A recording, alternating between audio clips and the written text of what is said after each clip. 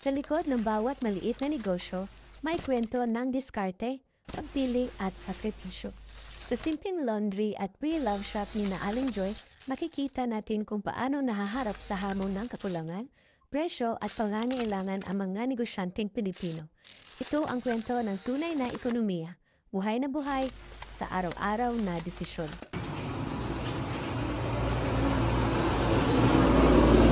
Ma! Apit ang ulo ko itong mga detergent. Mas di mahal na po sila.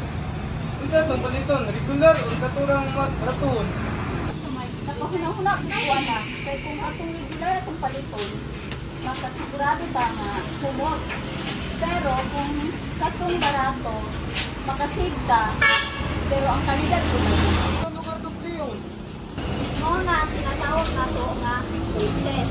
Kaya naa siya is dili tanan ko na to gusto atong mapalit. Bisan na akong kwarta, sinahalan dyan ko na to pilion kung saan ko ang imanak na hanggang.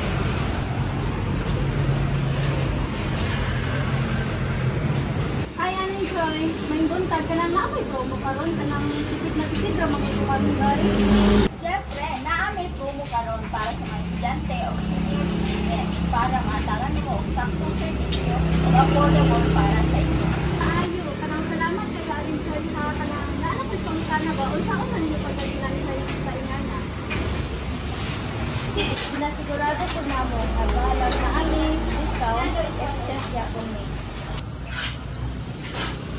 Ayan na Aling Joy, kumusta na itong negosyo dira?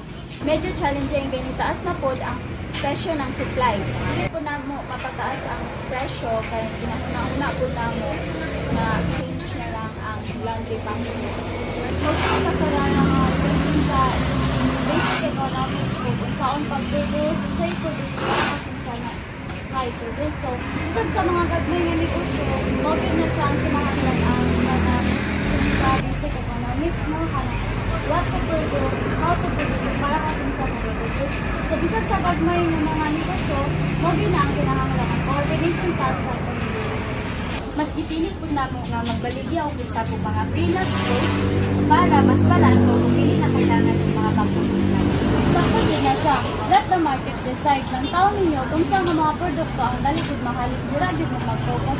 That's an efficient resource to use mga sakto. Mas kasi na po ka nang dito mga kapag-pera mas niya kaysa ka ng mga mamahalon dito kay mas tipid na mas practical pa siya. Busa, importante dyan ang opportunity cost. Kung ang among puhunan kung makapalit kung sa ukay-ukay, dili na may kinahanglan magpalit og bag-o nga machines. Kay base, mapadali ang amo ang kita. Wise guys, dili na magkwarta ang puhunan nato no ang apil pod ang oras, effort ug kanang mga demand sa tao. So bisag mga gagmay nga negosyo, dapat tubig na siya. Sa gitna ng tumataas na presyo, kailangan ng matalinong diskarte sa bawat desisyon tulad ng pagpili ng supplies o pag-aalok ng promo, ipinapakita kung paano gumagana ang ekonomiya sa isang maliit na negosyo. Scarcity, choice at opportunity cost, lahat yan bahagi ng araw-araw na pagpapatakbo.